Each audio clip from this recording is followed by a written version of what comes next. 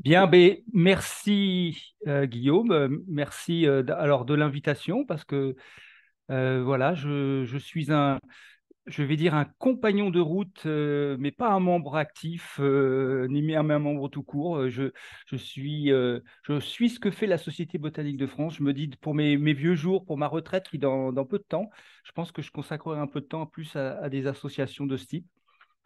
Mais en tout cas, c'est un plaisir de m'adresser aux gens ici. Donc, bonjour à tous.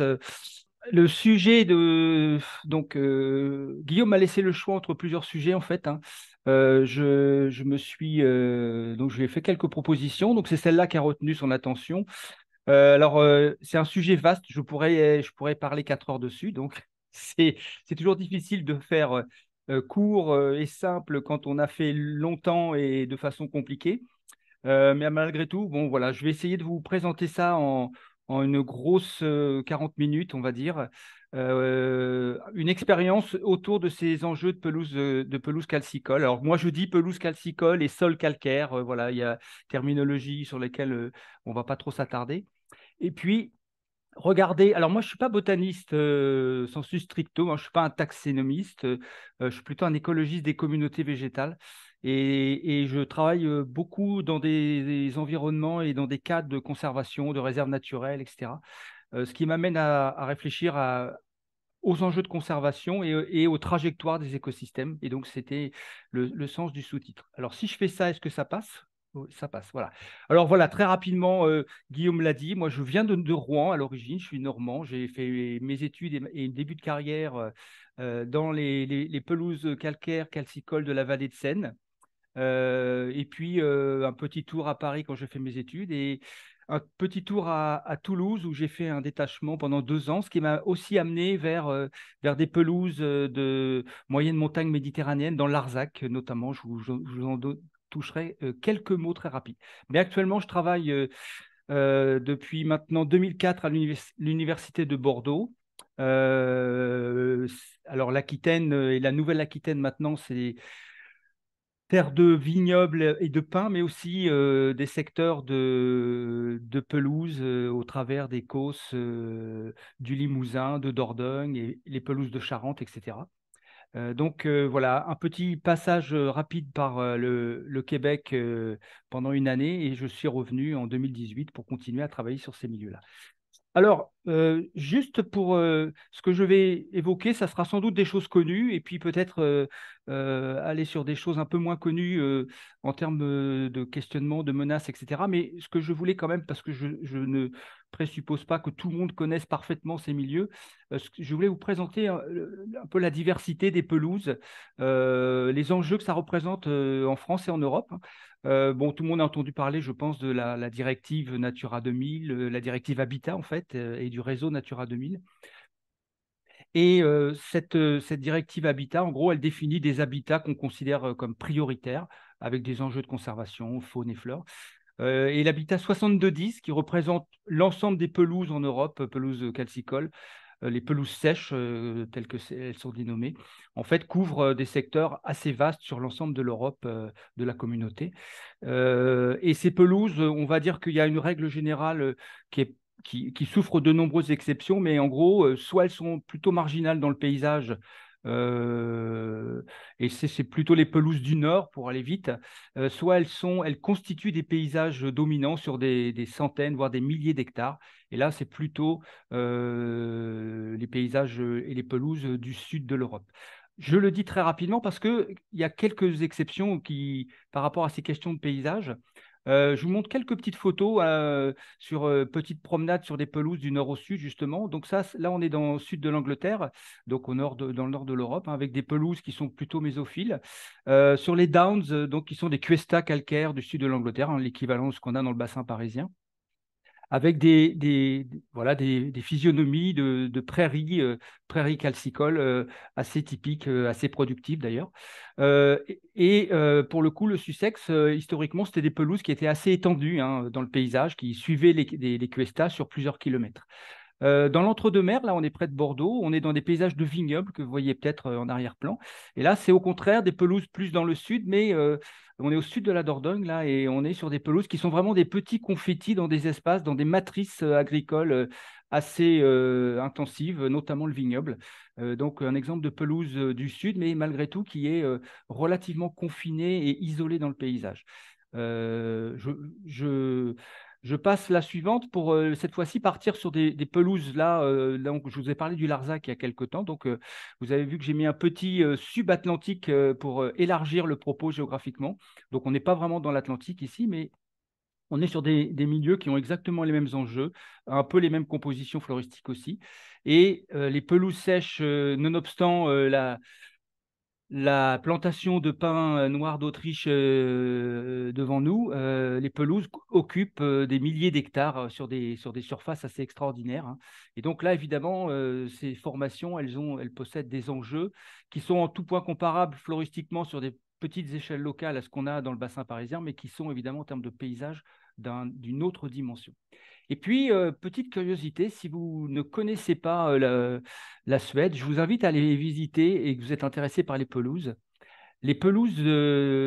au large de Stockholm, là, en mer Baltique, et notamment l'île d'Hollande, parce que c'est un des sites sur lequel Carl von Linné, que les taxonomistes connaissent, a nommé en fait un certain nombre d'espèces de pelouses calcaires, de pelouses calcicoles.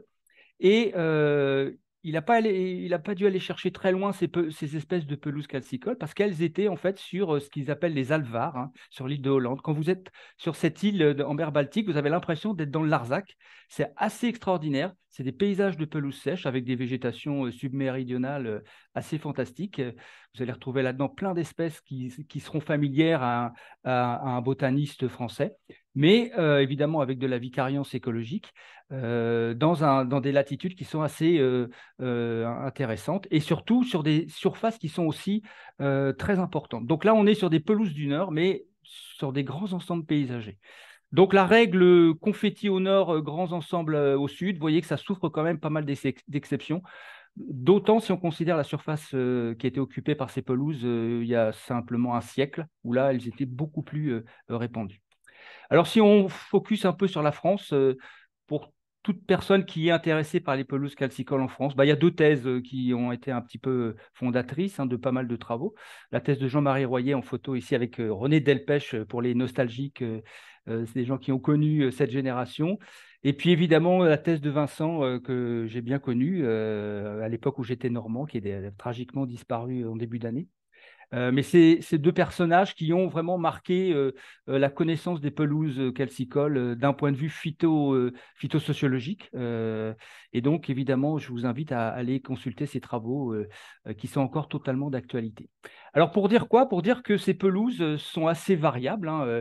Tous les petits points verts sur la carte de gauche correspondent à des sites Natura 2000 dans lesquels il y a des pelouses calcicoles. Donc évidemment, vous voyez qu'en France, il y en a dans le domaine montagnard alpin, il y en a en domaine continental, hein, si vous allez dans plaine d'Alsace, si vous allez sur les côtes de Dijon, etc., de Bourgogne et autres. Mais là, je vais m'intéresser surtout à la zone bleue atlantique. Et là, évidemment, à part l'ensemble cristallin armoricain et le triangle landais, eh ben, les pelouses, elles vont des falaises de blanc négriné au nord, la vallée d'A, et jusque le piémont pyrénéen, en passant par la Dordogne, les Charentes, la vallée de la Loire, la vallée de la Seine, etc. Et donc, c'est l'ensemble de ces milieux que j'ai particulièrement étudiés, qui correspondent en fait à des types. Alors, si vous êtes familier des cahiers d'habitat, hein, qui décrivent un petit peu ces habitats de la directive Natura 2000, ces habitats prioritaires. Ça, c'est ce qu'on appelle les habitats génériques, donc les grands types d'habitats, donc des pelouses, le type 2 et le type 3, qui sont celles plutôt qui nous intéressent ici. Et puis tout ça se décline en petits habitats élémentaires, autrement dit des variations qui sont assez fines entre les pelouses du nord, les pelouses du sud. Si vous connaissez un peu la botanique de ces milieux-là, bah, vous voyez tout de suite où vous êtes avec le cortège végétal qui accompagne en fait ces pelouses calcicoles. Alors, pour vous donner une illustration de ça, j'ai une petite affichage qui est un peu bizarre, donc je suis désolé. Je ne sais pas si c'est la même chose chez vous, mais le mien est un peu. La France est un petit peu distordue. C'est pas grave. Pour vous montrer un peu l'évolution, ou du moins vous faire ressentir un peu ces aspects de gradient floristique. Voilà des photos donc de pelouse du nord au sud. Donc celle du nord, c'est vraiment, on est en Nord-Pas-de-Calais, et celle du sud, on est dans le Piémont pyrénéen. Ces végétations sont physionomiquement très semblables. C'est-à-dire que vous avez des dominances de brachypodes, de bromes érigés, brachypodes peinés ou brachypodes rupestres. Et d'un point de vue paysager, c'est impossible de savoir où vous êtes avec ce type de formation, hein, qui se répète. C'est un motif vraiment paysager qui est constant dans des paysages pastoraux où il y a ces affleurements calcaires, etc. Donc évidemment, ces pelouses liées au milieu calcaire, on vient de le dire à l'instant. Et le pointillé que vous avez sur les cartes, c'est un ensemble de sites qui ont été visités dans le cadre d'un projet européen dont je vais reparler, qui correspond en fait au projet Begin, donc biodiversité dans les European Grasslands et les impacts de l'azote. Donc en fait, en gros, c'était le programme. Et lorsqu'on regarde les relevés de végétation, alors je vais faire un tout petit document technique pour illustrer ça. Quand on regarde une carte enfin, une distribution de la végétation de ces pelouses, de ces relevés, sous la forme de ce qu'on appelle des analyses de correspondance, en fait. Alors, on va le faire très simple, hein. Chaque point de la carte à gauche est un relevé de végétation, et la distance entre les points est fonction de la distance floristique. Autrement dit, c'est une distance floristique qui est traduite en distance géométrique. Et en fait, on a un marqueur géographique qui est très fort. Ce que nous dit ce schéma, c'est que les pelouses, à l'échelle de l'Europe, les pelouses françaises se ressemblent entre elles, les pelouses anglaises se ressemblent entre elles, les pelouses allemandes, etc., etc. Donc, on a un très fort marqueur. Alors, j'admets des gens, non, non, voilà, c'est ça. J'ai des trucs qui s'allument, je ne m'en occupe pas, hein, pour l'admission de retardataires. Euh, donc, ce que nous dit ce schéma, c'est que la végétation, elle a un marqueur géographique très fort. Quand on passe d'un pays à l'autre, d'une latitude à l'autre, d'une longitude à l'autre, il y a des différences qui s'enregistrent de façon constante dans la végétation. Mais encore plus, ce que nous dit cette carte à gauche, c'est que si vous pivotez le diagramme de l'AFC d'un quart de tour de 90 degrés, vous retrouvez la carte de l'Europe. C'est-à-dire qu'en fait, la distance floristique, c'est une fonction à la fois de la longitude et de la latitude. Il y a vraiment des marqueurs très importants dans la végétation de ces milieux-là, et qui est essentiellement une signature biogéographique. Alors, du nord au sud, c'est plutôt la température. De l'est à l'ouest, ça sera plutôt le gradient de régime des pluies, en fait, on va le dire, l'évapotranspiration. Bon, je vous le fais là aussi assez rapidement. Mais globalement, ce que ça veut dire qu'à l'échelle de l'Europe, ces pelouses, vous avez en fait deux types de végétation. Vous avez ce qu'on appelle des espèces matricielles, les espèces du centre, du cœur de mon schéma ici, avec des acronymes un peu barbares, mais en gros, Sanguisorba minor, Brachypodium pinnatum, Scabiosa columbaria, Bromus erectus. Voilà, c'est les premières lettres du nom de genre et du nom d'espèce. Ces espèces-là sont sur toutes les pelouses européennes. Et puis après, le particularisme de tous les pays, c'est d'avoir des cortèges d'espèces interstitielles, puisque les premières sont plutôt les espèces qui font la physionomie. Et c'est pour ça que la physionomie est assez semblable d'un pays à l'autre. Par contre, la composition est assez différente d'un pays à l'autre, parce que les espèces interstitielles qui accompagnent le brome, le brachypode et quelques autres communes sont assez différentes d'un pays à l'autre. Et là, vous avez en fait quelques-unes des espèces qui vont différencier le cortège français, en fait, hein. Alors, l'Anacamptis, vous avez reconnu. Teucrium montanum, je ne vous les fais pas forcément tous, mais vous avez là-dedans de la Blackstonia, de l'Hippocrépis comosa, de l'Odontites, petite gentianelle, la Potentille verna, Tabernet montagnier, etc.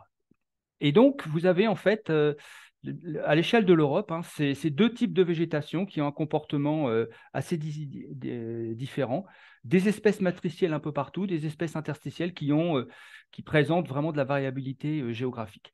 Alors, cette variabilité géographique, elle s'observe aussi à des échelles fines. La vallée de la Seine, ici, là aussi, si vous parcourez les pelouses de la vallée de Seine, que ce soit les réserves de la Roche-Guyon, les réserves d'Orival, d'Hénouville, du côté de Rouen, ou que vous alliez vers l'estuaire de la Seine, eh bien, typiquement, les pelouses perdent les thermophiles plus vous allez vers l'estuaire. Et au contraire, vers Paris, vous gagnez en fait un certain nombre de subméditerranéennes. Vous allez avoir de l'astragale de Montpellier, etc. Là-dedans, vous avez donc ces marqueurs. Bon, alors là, typiquement, Paris, c'est à peu près 600 millimètres de pluie, je crois, ou un peu plus. Et l'aval de Rouen, l'estuaire, on doit être à peu près à 800 et quelques millimètres de pluie. Donc, vous avez un gradient climatique assez clair et qui s'observe via les limites de distribution d'espèces, là aussi, qui sont assez claires d'amont en aval. Donc, ces formations de pelouse sèche, de pelouse calcicole, elles sont très sensibles à des variations climatiques d'un point de vue de la composition. Et ce qui explique les grands gradients à l'échelle de l'Europe, mais aussi à l'échelle de la France. Et puis ici, vous voyez, à l'échelle d'une vallée où les pelouses de la Roche-Guyon sont bien différentes en termes de cortège associés aux pelouses qui dominent l'estuaire de la Seine. Bon, petite mention aussi sur la Violette de Rouen, qui elle aussi occupe cette basse vallée dans ces petits secteurs jaunes là, donc, qui est une endémique. Donc là, on est vraiment dans des faciès très particuliers de pelouse qui sont plutôt des éboulis. Mais voilà, je profite de cette photo pour illustrer avec cette espèce. Alors, globalement, ça veut dire que globalement, climat est un gros dénominateur commun de ces pelouses et une grosse pression explicative des cortèges qu'on a en place. La liste des espèces est un bon marqueur de la géographie dans laquelle se trouve la pelouse. Et à côté du climat, eh bien, évidemment, il y a d'autres aspects importants, le sol, et notamment la profondeur du sol. Pour qui connaît un petit peu les pelouses, bah, vous avez notamment en Normandie, mais aussi dans les milieux de plaine, hein, vous avez ces deux grands faciès plutôt de prairies et de pelouses très sèches du xérobromion, avec le brome érigé qui va dominer, mais plein d'espèces qui vont les accompagner, par exemple Carex humilis, etc. Enfin, je pourrais citer quelques espèces différentielles du Fumana procombens, des choses comme ça. Et puis le mésobromion qui est beaucoup plus mésophile, toujours dans un contexte de prairie sèche, mais malgré tout avec plus d'espèces, Plantagomédia, les scabieuses, etc. Enfin, voilà, là aussi, le but, c'est pas de faire des listes floristiques, mais globalement, c'est deux faciès qui sont assez nettement opposés, qui sont dans les mêmes régions, mais qui sont cette fois-ci liés à des facteurs de sol.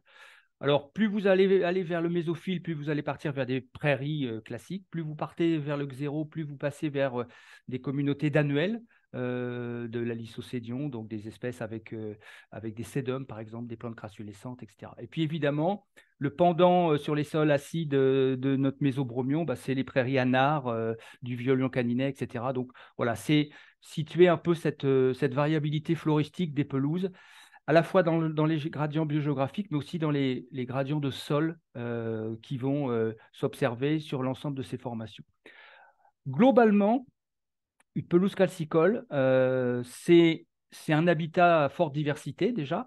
Donc c'est une pelouse qui est fortement déterminée par des pratiques agro-pastorales. C'est différent en ce sens des pelouses plus montagnardes de l'étage alpin qui vont être cette fois-ci donc davantage sur un déterminisme climatique. Mais là, ce dont on parle, c'est vraiment des pelouses qui ont un déterminisme anthropique fort, donc lié aux pratiques agro-pastorales. Et donc, par rapport à ce qu'on vient de dire, ben, ça veut dire qu'une pelouse, c'est à la fois le résultat d'un climat, d'un sol et de pratiques. Autrement dit, là-dedans, il y a des gradients climatiques, sol, qui ne sont pas pilotés, puis des gradients qui sont plus ou moins pilotés.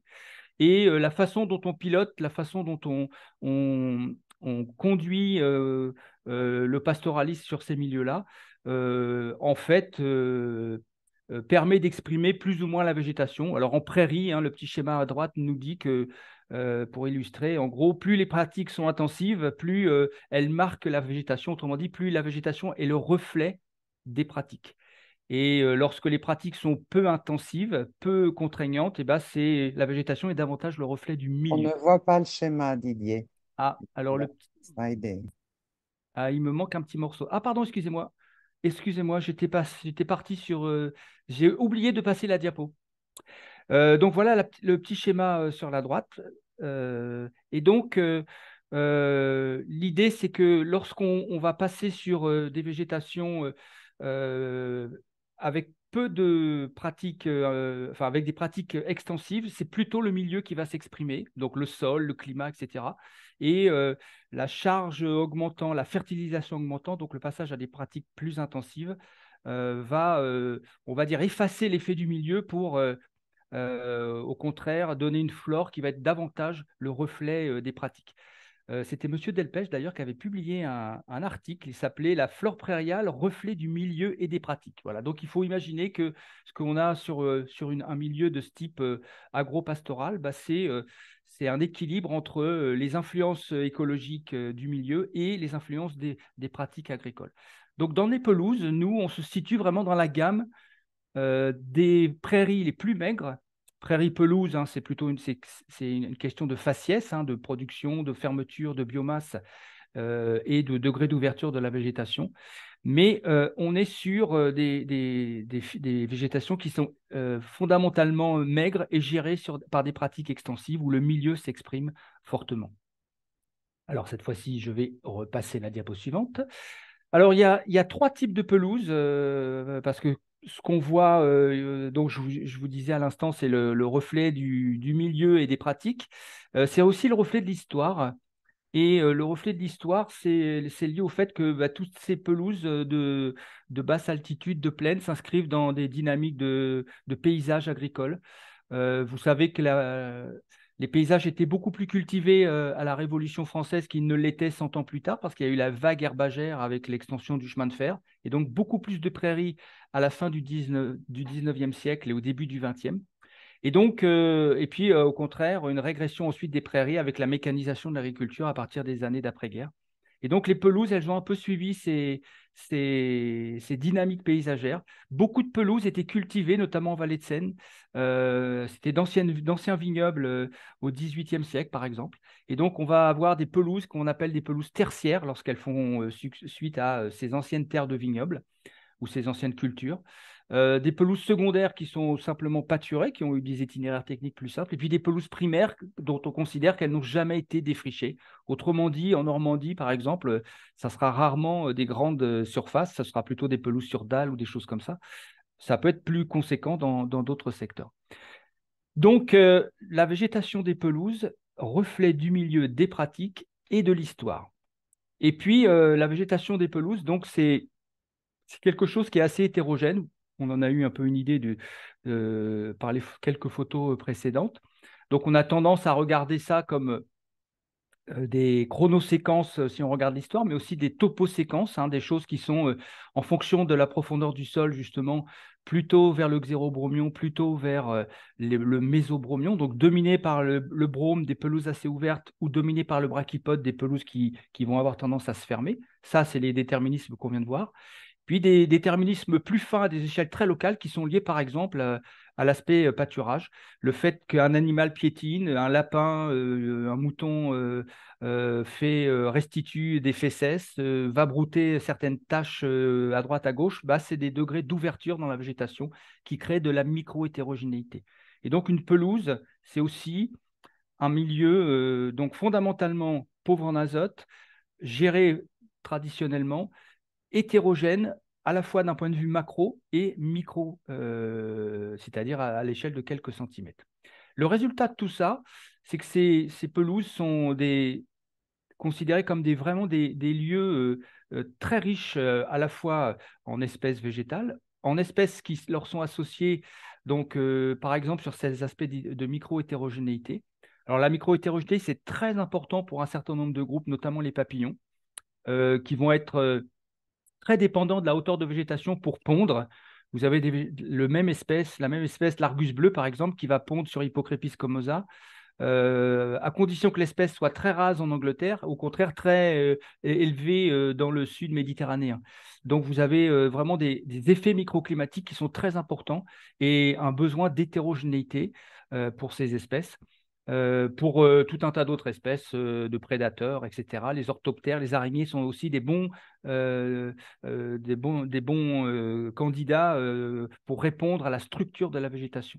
Et sur l'aspect composition, ben là, c'est un peu là aussi le foisonnement à la fois des floraisons pour certaines pelouses. Là, on est dans le Lot-et-Garonne, hein, sur des pelouses à Serapias linguas, Serapias vomeracea, sauge, etc. Et là-dedans, un cortège d'espèces de pollinisateurs qui sont là aussi très, très riches.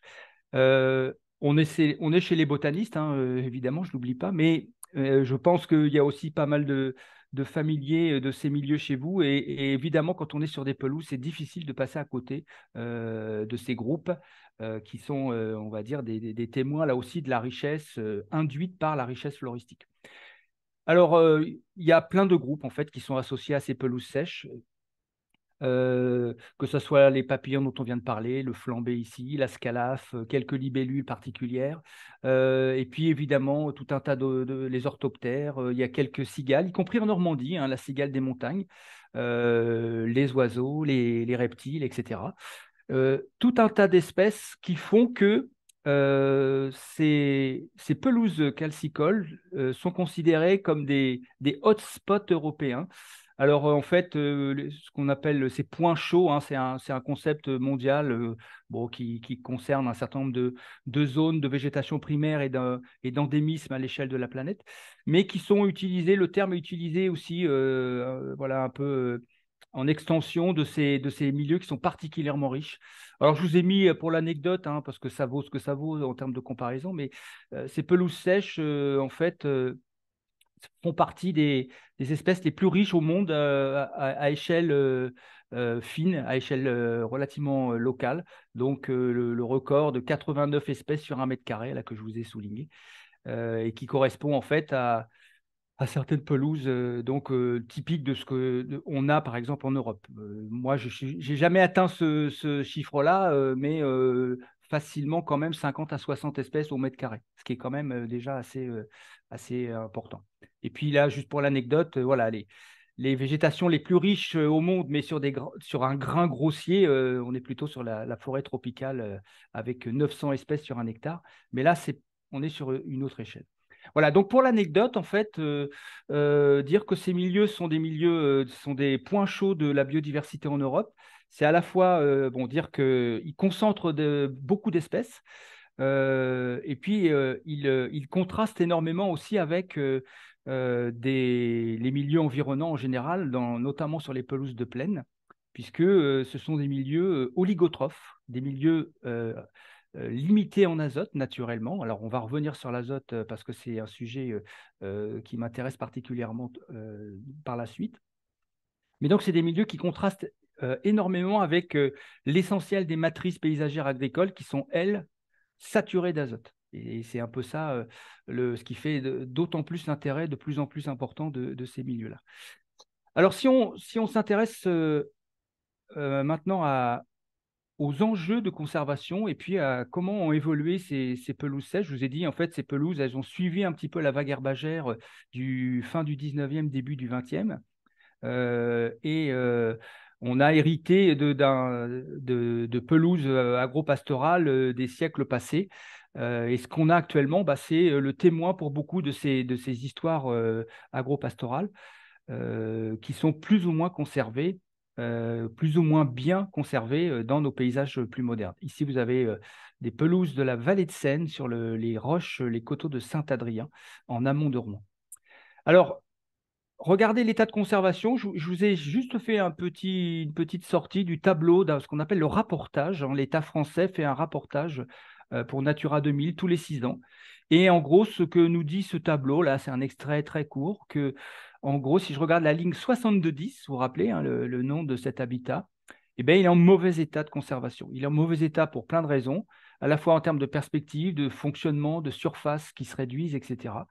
Et donc, en gros, vous avez beaucoup de rouge là sur la ligne 6210, notamment dans le domaine atlantique et continental. C'est un petit peu meilleur dans l'alpin et le méditerranéen, mais le rapportage, en fait, est assez peu ambigu, hein. On est sur des milieux qui sont en assez mauvais état de conservation. Ça, c'est du rapportage c'est pas le dernier rapportage, mais le dernier doit être guère mieux.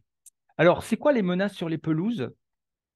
Actuellement, qu'est-ce qu'on peut décrire comme pression importante sur le maintien et la conservation de ces milieux? Alors, de façon pas très anecdotique, il y a l'aspect fragmentation des habitats.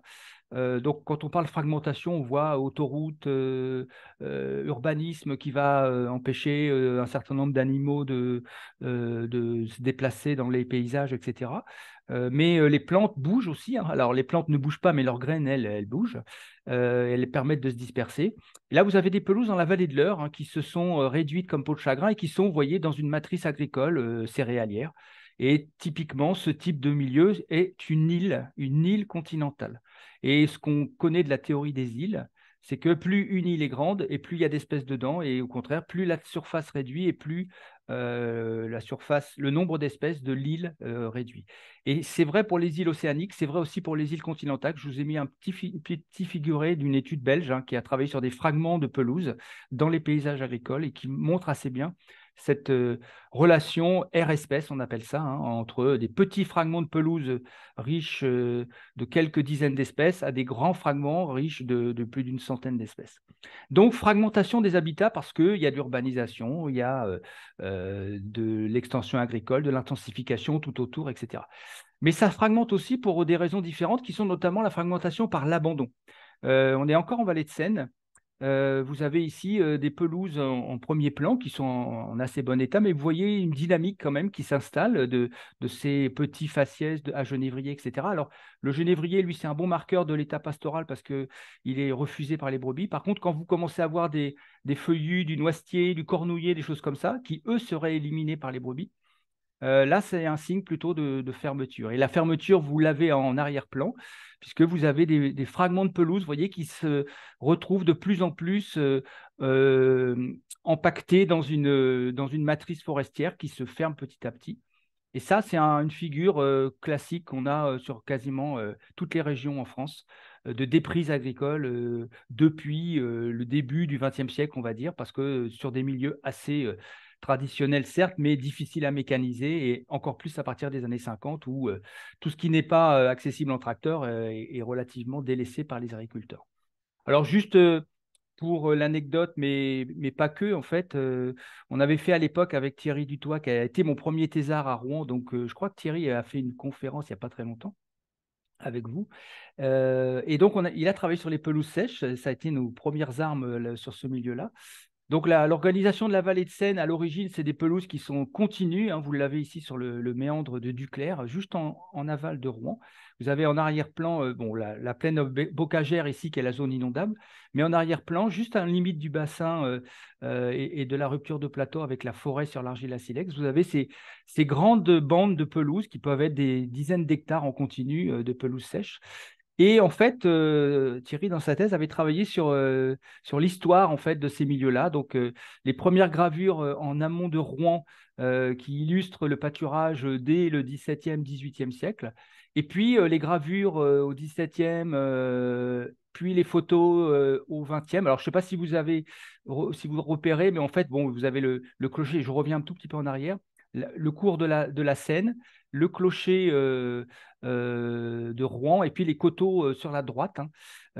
Et donc, la perspective n'est pas toujours la même parce que ça, ce n'est pas des photos, c'est des dessins. Alors, l'enluminure du début est encore plus imagée, hein, donc on est sur les mêmes secteurs. Donc, je reviens. Désolé pour le clignotant.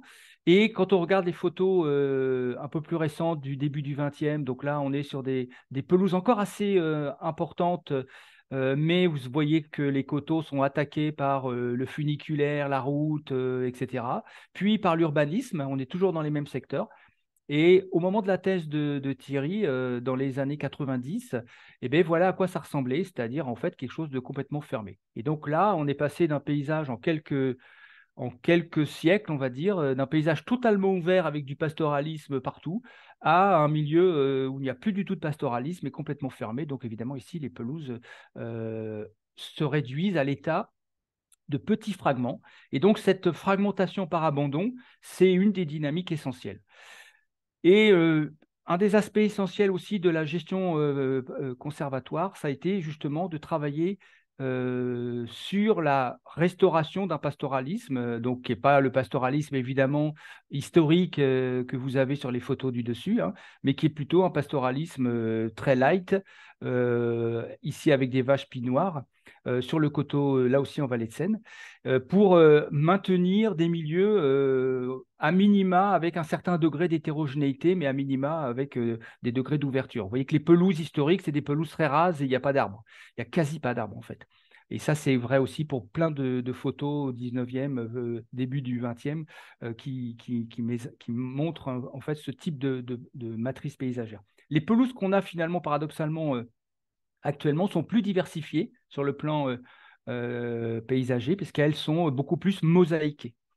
Et l'idée ici, c'est de travailler là aussi sur un équilibre entre ni trop ni trop peu de pâturage, autrement dit une perturbation intermédiaire, comme on dit en écologie, hein. Le principe de la perturbation intermédiaire, c'est d'éviter le surpâturage, donc d'aller vers la surutilisation, donc en augmentant trop le chargement, et d'éviter également trop l'enfrichement, donc en étant dans le sous-pâturage. Et donc le petit schéma à gauche qui illustre là aussi le fait que la gestion, c'est toujours un équilibre entre une situation intermédiaire du trop ni trop peu. Il faut de la gestion agricole pour maintenir des pelouses calcicoles, mais il faut rester dans une limite de, de, d'intensité, notamment de chargement, et d'autant plus qu'on est à des niveaux de fertilité relativement bas. Si on augmentait le niveau de fertilité, c'est-à-dire si on augmentait le niveau trophique, hein, l'azote par exemple, eh ben, on s'aperçoit que pour garder le même niveau d'ouverture, il faudrait augmenter le chargement, hein, si on suivait la courbe verte, le domaine vert ici, et je vais en reparler juste après. Donc, dans le pastoralisme, en fait, il y a deux choses qu'on vise. On vise à maintenir un effet mosaïque de l'ouverture et de l'hétérogénéité dans le site. Et en fait, quand on met du pastoralisme, quand on met des herbivores, ce qu'on gère, en fait, c'est essentiellement les interactions au sein de la communauté, puisque sans pastoralisme, sans pâturage, ben, en fait, ce qui va se passer, c'est que les végétations prairiales les espèces les plus compétitives, notamment le brachypode, vont avoir tendance à tout fermer, à devenir très dominante dans les faciès de végétation. L'idée ici, c'est de maintenir le brachypode à des niveaux relativement moyens pour il reste des trouées, hein, cette fameuse micro-hétérogénéité dans la végétation, de telle sorte que le brachypode n'exclut plus les autres espèces par compétition, mais qu'il soit maintenu par le pâturage pour que d'autres espèces, plutôt les espèces interstitielles que j'ai évoquées précédemment, se développent. Donc ça, c'est le principe que vous allez retrouver dans plein de sites gérés à des fins agroécologiques sur les pelouses sèches, les pelouses classicoles. Mais c'est aussi le principe de plein d'études de cas dans des cahiers Natura 2000, hein, dans des contrats Natura 2000 avec des agriculteurs. Donc là, on n'est pas simplement dans des contextes de réserve naturelle où il y a du pastoralisme qui peut être utilisé comme outil de gestion, mais on peut être aussi ici dans un accompagnement de pratiques agricoles classiques extensives dans le cadre de la politique de subvention d'une agriculture extensive dans le cadre du réseau Natura 2000. Donc ça, c'est un des gros aspects qui est, je pense, assez connu. Alors maintenant, je vais essayer de conclure avec quelques autres points rapidement sur des choses qui sont peut-être moins connues sur ces pelouses. D'abord, un aspect lié donc à l'azote, en fait. Alors, je vous ai évoqué l'azote tout à l'heure via la fertilisation d'un agriculteur, hein. En moyenne, un agriculteur en prairie met 50 kg d'azote à l'hectare en France. C'est à peu près l'ordre de grandeur. Il faut savoir que le changement global dont on parle, en fait, hein, ça n'est pas que le changement climatique, c'est aussi le fait que vous avez une diffusion de plein de molécules. Alors, ça peut être des polluants, mais ça peut être aussi de l'azote. Alors, l'azote, je pense que tout le monde connaît les aspects fertilisation des milieux aquatiques, hein, via l'eutrophisation, le rejet des eaux usées, etc. Ce qui est moins connu, c'est la diffusion par l'atmosphère, et notamment le fait que soit la combustion des moteurs ou des industries vont libérer des oxydes d'azote, soit l'agriculture elle-même va libérer notamment des formes ammoniacales qui vont se disperser par l'atmosphère et se redéposer sur les milieux naturels. Alors, il y a des grosses synthèses qui ont été faites hein, et qui ont pas mal illustré le problème. Dans beaucoup de pays où il y a des gros dépôts d'azote d'un niveau à peu près de la fertilisation moyenne, hein. C'est-à-dire qu'aux Pays-Bas, en Allemagne, en Angleterre, vous avez des niveaux de dépôts qui tournent autour de 30-35 kilos d'azote à l'hectare. J'ai parlé tout à l'heure de 50 kilos d'azote. Ça veut dire que par l'atmosphère, c'est le niveau qui arrive uniquement, en ne faisant rien, uniquement lié à la pollution atmosphérique. Alors, dans le cadre de ce projet Begin, dont je vous ai déjà parlé, on a regardé le rôle potentiel de ces pollutions azotées. Donc, en croisant sur les relais de végétation à la fois les aspects de sol, de climat, d'azote, etc. Alors, qu'est-ce qu'on dit rapidement? On peut dire, il n'y a pas une signature très visible à l'échelle de l'Europe. Le schéma que je vous montre ici, c'est le nombre d'espèces typiques. Ce n'est pas le nombre d'espèces totales, c'est le nombre d'espèces typiques des pelouses. Vous voyez que la relation, elle n'est pas si nette que ça. Et ce qui brouille la relation, c'est en fait des points de Norvège, des points d'Irlande, c'est-à-dire des sites où les pelouses ne sont pas aussi typiques que ça. C'est-à-dire que c'est des milieux où des pays où les pelouses ont peu d'espèces typiques, mais sans doute pour des raisons qui n'ont aucun lien avec la pollution, mais simplement du point de vue biogéographique, comme je l'ai évoqué précédemment. Donc, si j'enlevais ces points bleus et roses, ça sera déjà un petit peu plus ce sera un petit peu plus significatif. Mais bon, par souci de transparence, je vous ai laissé ces points-là. Juste pour comparaison, quand on fait ça sur des pelouses du Nardo-Galion, hein, le même genre d'études, on regarde le nombre d'espèces en fonction de ce qui arrive par la pollution. Le petit schéma en bas, et bien là, vous avez un marqueur très fort sur des prairies acides qui n'existe pas sur les prairies calcaires. Parce que les prairies acides, elles ont aussi des variations géographiques, mais elles sont très, très dépendantes, notamment du pH. Et le pH est en interaction avec l'azote, notamment par l'ammonium, qui est assez important aussi. Pour le dire assez rapidement, la signature, elle est faible en Europe. Par contre, si je commence à utiliser des proxys pour la pollution azotée et que je réduis l'effet biogéographique en regardant que les points français, ben là, j'ai une relation assez nette entre la richesse floristique totale, donc pas seulement les espèces typiques, et la quantité d'azote reçue par les pelouses. Donc ça, c'est les 26 points français que je vous ai montrés tout à l'heure sur la carte. Alors, comment est-ce qu'on a des proxys? On mesure l'azote dans certaines mousses, donc c'est toujours la même mousse, Ctenidium molluscum, qui est une espèce très banale sur les pelouses.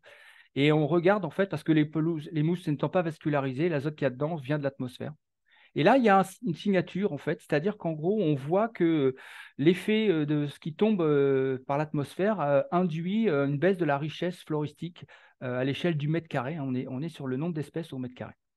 Donc ça, c'est un marqueur qui montre que, paradoxalement, c'est une menace qui est assez bien identifiée à l'échelle de l'Europe. En France, assez peu. D'un point de vue, quand on regarde au sein des réseaux européens, les réserves naturelles en Angleterre, aux Pays-Bas, mentionnent le point azote et compensation de l'azote. En France, c'est un facteur qui est complètement ignoré et qui serait peut-être bien de considérer dans les plans de gestion à venir. Et puis, juste pour conclure, un des derniers exemples sur le Larzac que j'ai évoqué tout à l'heure, où là, ce qui se passe, c'est qu'on a à la fois de la fertilisation, donc c'est la fertilisation humaine, mais on a aussi du changement climatique. Alors, je vous montre ça, bon, c'est un peu ésotérique comme schéma. C'est des fertilisations sur des parcours calcaires depuis les années 80. Donc, c'est la petite pelouse avec l'astragale, non, c'est l'Antilis montana, en fait, qui domine, plus quelques autres, là.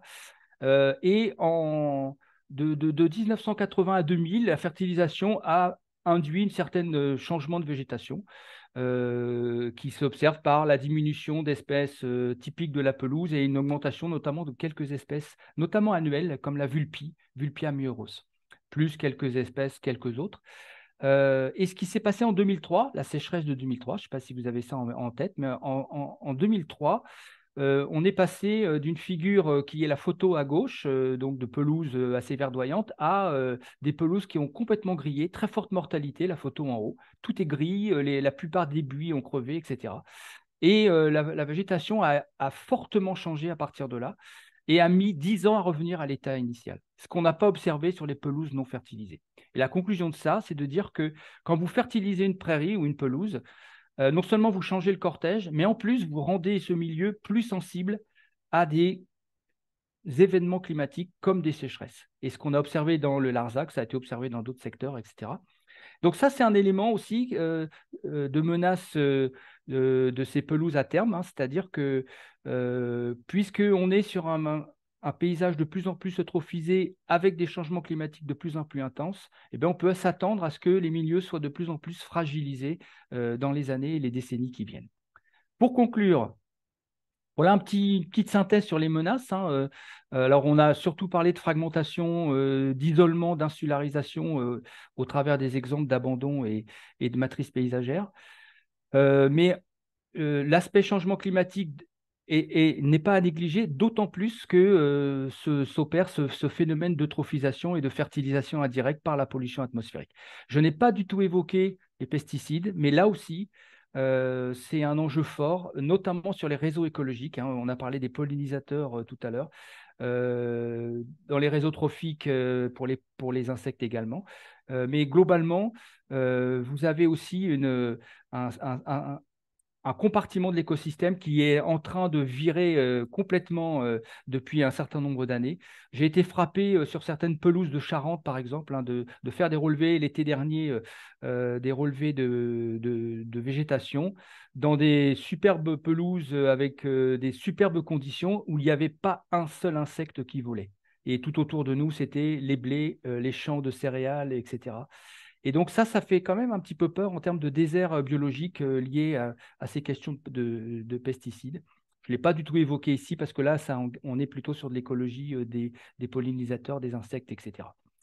Voilà, fondamentalement, quand on essaie de réfléchir à ce qui peut se faire sur les pelouses, bah, c'est limiter la biomasse par le pastoralisme, etc., limiter la fermeture en essayant d'éviter d'avoir des systèmes qui sont trop fidés, c'est-à-dire que un des réflexes a souvent été de dire, voilà, on répète des pratiques de façon régulière et on essaie de retrouver le système historique. Et finalement, les pelouses, ça marche presque mieux quand on est au contraire dans des variabilités de pratiques et qu'on permet que des faciès ouverts, fermés, se succèdent les uns alternant avec les autres, etc. Donc, il y ait des points qui aient tendance à se fermer sur un site et des points qui aient tendance au contraire à se réouvrir. Donc ça, c'est des suivis qu'on a fait en Vallée de Seine aussi, avec des faciès de végétation. Et souvent, ce qui marche bien en termes d'accueil de la faune aussi avec la flore, c'est d'avoir ces effets de mosaïque, de pelouse rase, de pelouse haute, de fruticée. Et il n'est pas nécessaire de figer ces mosaïques-là, évidemment, et que ça marche d'autant mieux qu'on a des surfaces assez grandes et des mosaïques qui bougent. Et dernière petite diapo, c'est la dernière avant la fin, de faire aussi attention au fait que la gestion des pelouses, elle s'adresse en fait à un seul. Ah, mais il me manque un petit morceau. Voilà, il était là. Elle s'adresse en fait à une catégorie d'espèces qui sont les espèces matricielles que j'ai évoquées tout à l'heure. C'est-à-dire que ce qu'on fait par la gestion, notamment par le pâturage, c'est qu'on manipule un herbivore et qu'on gère la densité notamment des espèces matricielles, du brachypode, du brome, des avoines, etc. Et ce faisant, on permet à certaines espèces interstitielles, parmi lesquelles des espèces patrimoniales, de s'exprimer. Mais évidemment, il faut toujours avoir en tête qu'on ne gère pas la biodiversité des pelouses. On ne gère pas les orchidées, les papillons, etc. On les gère de façon indirecte en gérant la dominance des espèces matricielles. C'est vrai pour tous les milieux. On ne gère pas les pics en forêt, on ne gère que l'âge des arbres et le fait d'avoir du bois mort ou des choses comme ça. Et la biodiversité, c'est une résultante qui est un effet indirect de la forme qu'ont et des dominances qu'ont les espèces matricielles dans la plupart des écosystèmes. Mais ce faisant, on n'a accès qu'à un seul facteur, qui est la dominance de ces espèces, et on ignore un petit peu l'aspect que j'ai évoqué complémentaire, hein, l'aspect fragmentation, le changement climatique, l'eutrophisation, les pesticides. Tout ça pour dire que l'avenir des pelouses, voilà, il est assez incertain dans beaucoup de cas et il ne peut pas se réduire simplement à la gestion pastorale des sites. Voilà pour moi. Merci. Merci beaucoup, Didier. Alors, Je ouais, un vais. petit peu de temps pour des questions, peut-être. Tu les Oh, vois dans le chat, tu les vois? oui, Thierry, je vais peut-être te laisser mettre ton micro et puis poser directement la question. Oui, oui, Didier, merci Didier pour ce super exposé. Non, je me posais la question, on a quand même globalement une diminution des dépôts atmosphériques azotés, hein, en Europe, etc. Et est-ce que du coup, à une époque où c'était le maximum de pollution azotée, est-ce que cet effet fertilisant a été plus important et a joué sur le Ouais. maintien de ces communautés finalement? Alors, ce qu'on peut dire, c'est que bon, effectivement, il y a un effet cumulé sur les années, quoi. C'est-à-dire, on a cumulé année après année ces dépôts. Alors, ce que tu dis des diminutions de dépôts, c'est vrai pour les dépôts notamment oxydés, les NOx d'origine industrielle et la voiture, parce qu'il y a eu des gros progrès de fait sur la Convention de Genève, notamment sur la pollution de l'air. Par contre, c'est pas vrai sur l'azote d'origine agricole, en fait, hein. Les études Oui, montrent agricole, que d'accord. Oui, tout ce qui est ammoniac, tout ce qui est, par exemple, qui vient des épandages agricoles, etc., c'est constant, voire en augmentation. Et évidemment, les gros paquets qui étaient liés à la pollution du soufre a diminué parce qu'on a lutté contre justement les rejets industriels et les voitures, etc. Donc, le côté industriel, et plutôt NOx, a vraiment diminué, mais par contre, le côté agricole qui se distribue assez localement, d'ailleurs, c'est de l'azote. L'azote ammoniacal va moins loin, va moins haut dans l'atmosphère et moins loin spatialement. Mais ça n'a pas vraiment diminué. Donc, on reste encore sous cette menace-là. merci. Alors, dans le chat, il y a une question je vais en sauter quelques-unes, mais parce qu'elle est liée à ce qu'on vient d'évoquer. La faible signature dépôt d'azote, diversité observée à l'échelle de l'Europe pourrait-elle être liée à d'autres facteurs limitants, comme par exemple le phosphore? Alors, c'est une bonne question, en fait, hein. Il y a tellement de facteurs qui jouent sur les pelouses par rapport aux prairies acides, par exemple, hein. Il y a des facteurs, notamment l'eau, en fait, sans même évoquer le phosphore, mais le phosphore pourrait être une raison. Mais l'eau est aussi un facteur qui est très limitant sur ces milieux-là. Et donc, en fait, pour le dire autrement, l'azote sur une... Alors, déjà, l'effet eutrophisant n'est pas le même parce que les formes azotées qui vont tomber sur des sols calcaires vont se transformer en nitrate de calcium et sont assez vite exportées par les solutions du sol. Et puis, d'autre part, bon, il y a un effet drainant assez conséquent, mais aussi le fait que même si vous rajoutez de l'azote dans un milieu qui est stressé par l'eau, bah, ça n'augmente pas la productivité, donc ça ne va pas faire de la compétition interespèces, parce que ce n'est pas l'azote le facteur limitant essentiel, c'est l'eau. Voilà. Et donc, dans certains cas, effectivement, le phosphore, il est également impliqué. Après, qu'est-ce qui différencie les communautés de pelouse primaires, secondaires et tertiaires? Alors, bonne question. Alors, en fait, quand on regarde les pelouses tertiaires, bah, il y a un certain nombre d'espèces qui étaient associées justement aux cultures, les Scandix, l'Ajuga, Camepitis, des choses comme ça, et qu'on retrouve dans certaines pelouses un peu ouvertes. Donc ça, vous avez les muscaries aussi sont des marqueurs d'anciennes zones cultivées. Et donc souvent, vous avez ces cortèges-là qui sont des marqueurs d'anciennes cultures. Vous avez aussi des marqueurs de vieilles prairies. Alors, je pense que vous connaissez les marqueurs de vieilles forêts, par exemple, hein, qui sont notamment les géophytes. Et donc, quand on a des forêts assez récentes, ben, on n'a pas ces géophytes, ou du moins, il faut attendre un certain temps. En prairie, ça marche un peu comme ça. On avait travaillé sur des jeux de données. Par exemple, la pulsatile vulgaris en Vallée de Seine. C'est une espèce qui était un bon marqueur de prairie qui n'avait jamais été labourée, au moins jusqu'au cadastre napoléonien au plus tôt qu'on pouvait remonter. Et donc, voilà, il y a à la fois des marqueurs d'anciennes pratiques, des marqueurs de vieux écosystèmes, de vieilles prairies. Et puis pour les primaires, bah là, c'est plutôt des conditions assez particulières. Donc là où il y a euh, des stratégies d'espèces, par exemple sur les dalles en vallée de Seine, qui sont assez spécifiques. Il y a d'autres groupes qui sont aussi des marqueurs de vieilles prairies, comme les lichens, par exemple, hein, qui poussent très lentement. Et donc, vous avez tout un tas de groupes de cladonies arbusculées, là, qui sont assez typiques de ces vieilles pelouses calcicoles. Alors, du coup, tu as répondu à une autre question qui était dans le chat sur l'ancienneté, les marqueurs d'ancienneté D'accord. pelouse. Et donc, il y a une question, où peut-on trouver de la biblio sur les liens entre micro-hétérogénéité végétale et niche des arthropodes, Rhopalocères, orthoptères, arachnidés? Oui, alors ça, c'est une bonne question. Il y a beaucoup de littérature grise là-dedans, en fait, hein. Il y a eu des travaux, ce que je vous ai montré, qui ont été faits.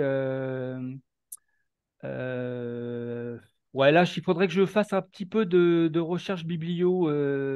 J'ai pas de papier sous la main.